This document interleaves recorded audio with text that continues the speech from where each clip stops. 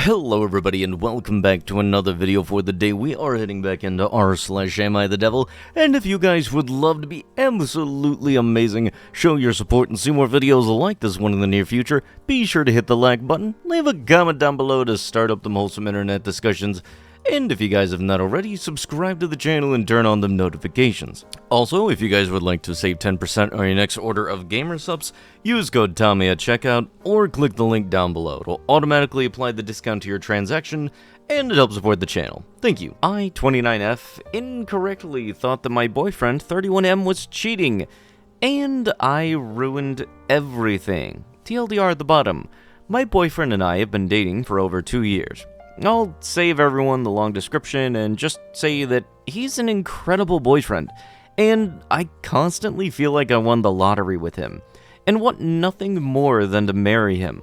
But I've totally thrown it all down the toilet, and I don't know if there is any way that I can fix this. Last week on Friday, we were hanging out at my place. He was going to head back to his place, and while he was in the bathroom, his phone chimed. It was a message from Jennifer, not real name, saying, "Just checking that we're still on for tomorrow night. You're picking me up, right?" My heart dropped. He doesn't have a password on his phone, so I checked the message history. It stated recently that her saying, "It's me," and "Is it okay that I'm texting you?" To which he said something like, "Of course," and some emojis. He said that he was going to take her out on Saturday and that she could pick wherever they were going to go. He came back from the bathroom. I quickly turned off the phone and was just frozen. I should have said something, but I was just like totally numb. My heart was beating so fast. He said, "Talk to you later," and headed out. I was completely sick all night. The next day, I decided that I wouldn't confront him immediately. Another mistake. So, around noon, I texted him and asked what we were going to do tonight to see what he says. He said that he forgot to tell me that he had plans over at his brother's house, about 90 minutes away, and that we could do something on Sunday. I didn't write back. I was just watching it all fall apart. Finally, I sent him something asking when he was going to his brother's, and he said that he was already in his car on his way, and that he'd text me later.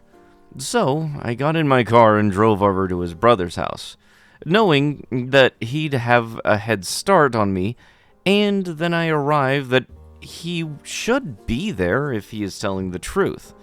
I get there, and sure enough, his car is nowhere to be found.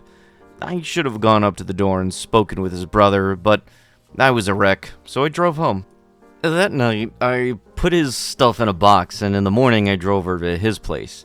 I had rehearsed what I was going to say, and how calm I wanted to say it in my head like 1,000 times. But when I pushed the box into his chest and said I knew about Jennifer and we were done, he had a kind of a smirk on his face, like he thought that I was joking, and I just lost all my cool. I said so many terrible things. I told him I'll get a better or hotter boyfriend, no problem. And I should have upgraded from him long ago. And I'm going to find someone who doesn't require me to fake it when we are messing around. I don't fake it. I really like this with him, and I find him attractive. I also made some comment about him being small. His size is fine, because I know he's self-conscious about it, and I knew that it would hurt. I wanted him to hurt like I was hurting, and I know it's messed up. I'm a terrible person. He is totally in shock at this point. Jaw open, tears in eyes. I told him that when Jennifer gets sick of his terrible ass, don't come crawling back to me, and I started to leave. This is when he tells me that Jennifer is his 12-year-old niece. I've only met her a few times, and as far as I knew, her name was Mei Mei, not real name.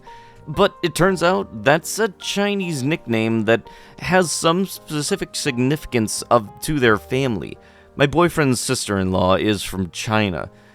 I don't know for sure if I ever knew or was told specifically that Jennifer was her real name, but I've heard her called Mei Mei, and I've called her that myself, so what the frick?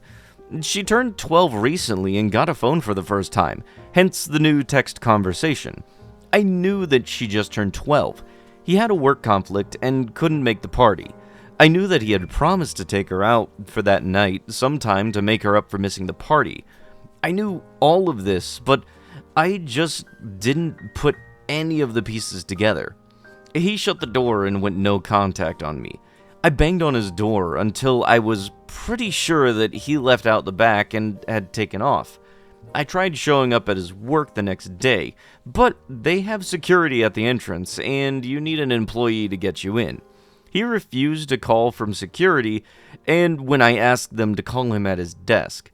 I've tried reaching out to a mutual friend, but I get told that he saw how I really felt about him and can't stay with someone who pretends to care but secretly is desperate for better. But I'm not at all desperate for better. I am desperate for him. I know that this is 1,000,000% on me. He's done absolutely nothing wrong, but I said things to hurt him because I was sure that he was cheating on me, and said things that were not true.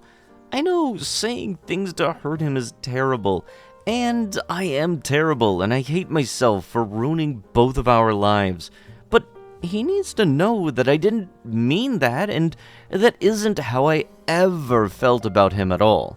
If I had just been a freaking adult about the whole thing, none of this would have happened, but I lost it, and now I feel like my entire future that I had is gone. I don't know how I can possibly convince someone that something I said is not true.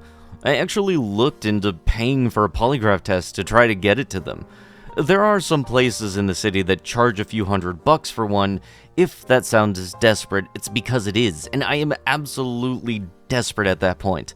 I seriously want to just die. 2 weeks ago, I was thinking that he was going to propose at Valentine's Day based on the plans that he was making, and today I'm crying my eyes out as my life falls apart, and I'm hearing that his friends are taking him out tomorrow to be his wingman and help find somebody for him and get him over me. Every time I think about it, I feel like I'm going to vomit. TLDR, I thought I had conclusive proof that my boyfriend was cheating. I ended up saying the meanest things that I could think of to him.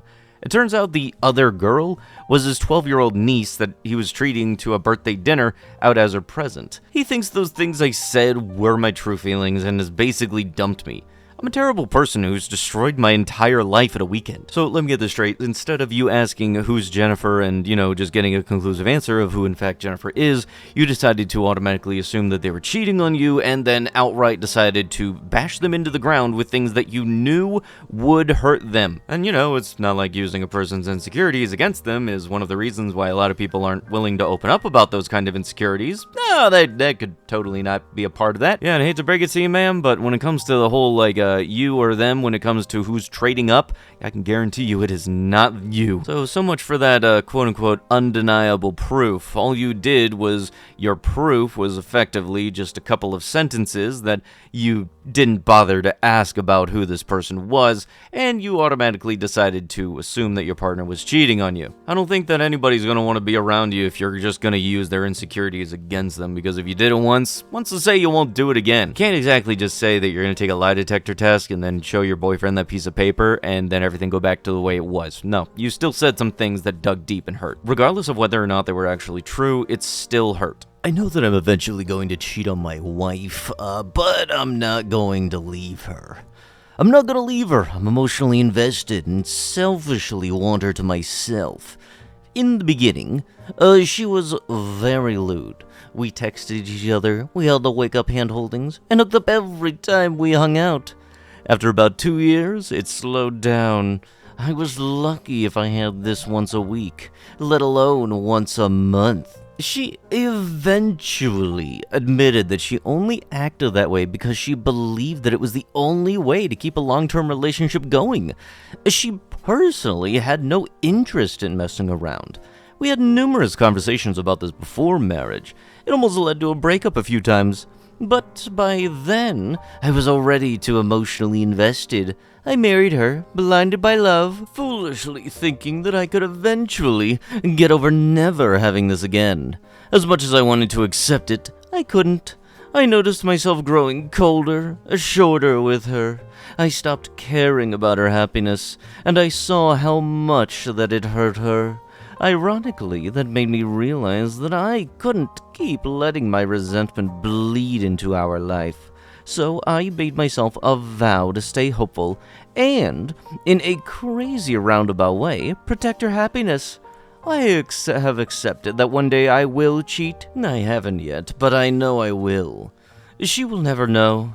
I've spent time reading and taking notes to make sure of it. 1. Keep it casual. Only hookups. Use dating apps with fake names. Anonymous Reddit meetups. Wait, people meet up on Reddit? What the crap? Or in-person flings. Nothing that can tie back to me personally. 2. Find plausible excuses. A job, a hobby, a car meet. Anything that she has no interest in. 3. Never use my primary phone. Get a backup phone. Store it off property. Never bring it home. 4. Never give out my real name. Fake name only. Consistently. 5. Never let people take pictures of me.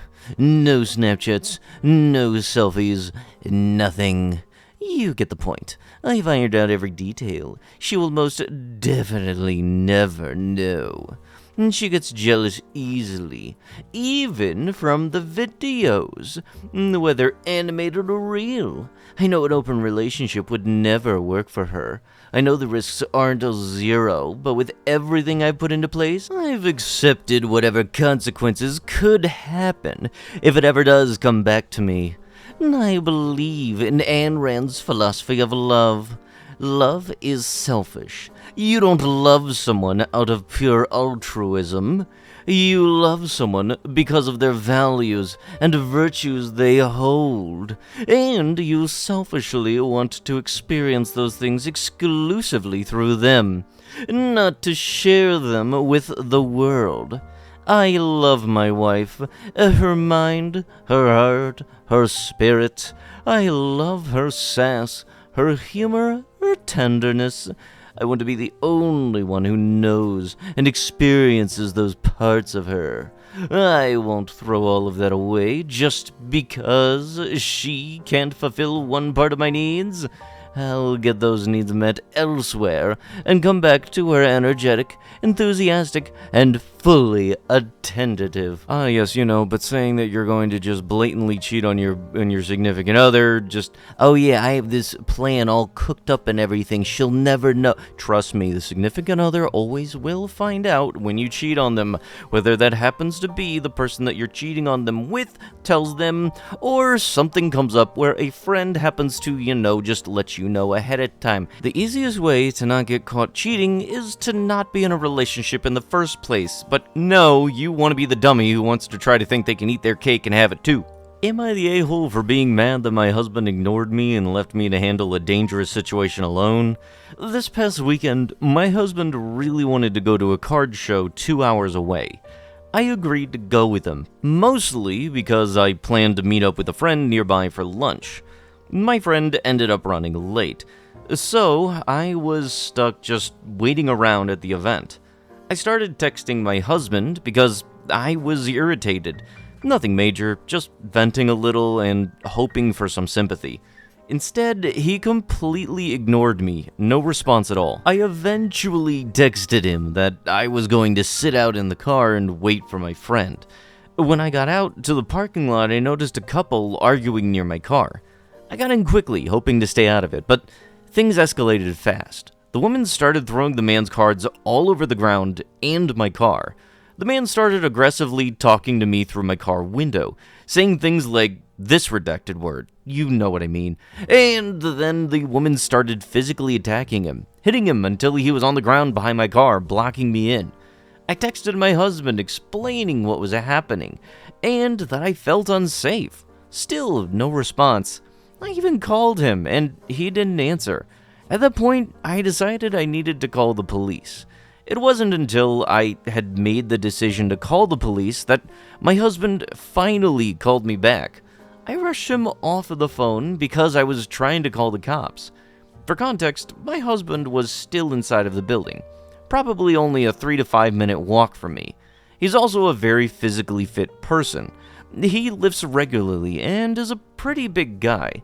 Him coming out would have actually made me feel safer, but he stayed inside, looking at cards, instead of coming to check on me. After I gave my statement to the police and the situation was cleared up, I went to have lunch with my friend and tried to pretend that everything was fine.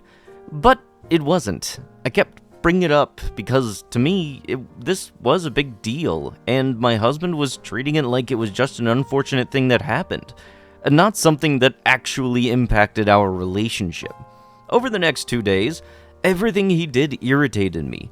Normally, I do a lot for him. I make his lunches, do his laundry, make dinner, all the little things. But after what happened, I didn't want to do anything for him, because in that one moment where I actually needed him, truly needed him, he chose not to be there. When I finally tried to explain why I was so upset, he apologized a little, but mostly kept saying things like, "Well, we can't repeat the situation, so I can't fix it." What I really wanted to hear was something like, "I understand that I broke your trust by not being there for you when you needed me. I promise I'll never do that again."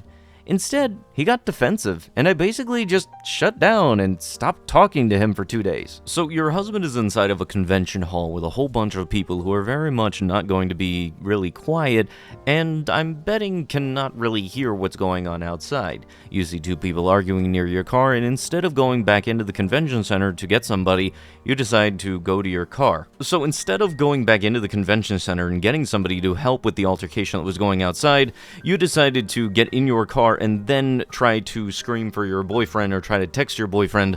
Most likely, the dude's phone was on vibrate or some kind of silent thing where he wouldn't be able to hear it due to the noise in the convention center. Am I the a-hole for cheating on my wife with my best friend and also her dad? This is a throwaway because I'm scared of others finding out who I am. Yeah, I know how this sounds. Please just read before judging. I, 36M, have been married to my wife, 34F, for 7 years. We have 2 kids, suburban life, normal on the surface. But I've been living a double life for a long time. I'm bisexual and deeply closeted, not out to anyone except the people involved in this post. I started 2 years ago when I reconnected with my best friend from college. Let's call him Jonah, 37M. We always had some weird chemistry back then, but nothing ever happened until recently. I was vulnerable, confused, and we were just there. We started hooking up. It got emotional fast. I loved my wife. I still do in some way, but I was living in denial. Jonah became a release valve for everything I couldn't express. This would have been awful enough on its own, but it gets worse. About 6 months into the affair with Jonah, something rekindled. Years ago, before my wife and I got married, I had a one-night stand with her dad, 61M. It was messy. It was a drunken secret, and we both swore never to speak of it again. But after I came out to Jonah, I started having these lingering thoughts about that night, about him. We started texting again, flirting, meeting for drinks, and then it just happened. Again and again. For the past year, I've been sleeping with both Jonah and my wife's father. Not just this with her dad. It's something twisted and emotional and codependent. He says that he regrets it every time, but he still shows up. We've talked about ending it, but neither of us has. Last month, the guilt finally crushed me. I confessed the affair with Jonah to my wife. I told her I was bisexual. She was heartbroken, shocked, and angry, but said that she was open to working through it for the kids.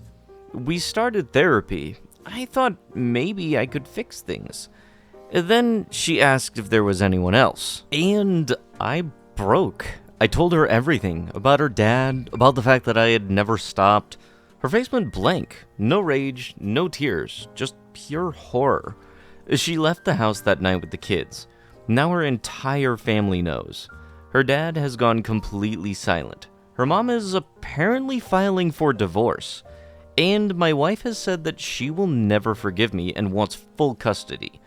I've been called every name in the book: manipulative, predatory, disgusting. I get it. But here's the thing. I didn't do this to hurt her. I never wanted to blow up her family.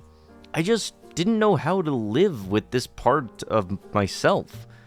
I know I'm the villain. I know I lied and broke vow and trust, but is it really all on me? Her dad is a grown man. He pursued me too. He could have said no. Reddit, am I the a-hole? You're saying that he could have said no, meanwhile you also could have said no, and you also could have decided to go through with this, but you did not. You could have stopped, you could have backed out, you could have decided not to do it, but nope, you did it anyway. But with that, that is going to have to be it with the video. If you guys would love to be absolutely amazing, show your support, and see more videos like this one in the near future, be sure to hit that like button, leave a comment down below to start up them wholesome internet discussions, and if you guys have not already, subscribe to the channel and turn on them notifications. I'll be sure to see you guys in the next one. Thank you so much for watching, and bye-bye.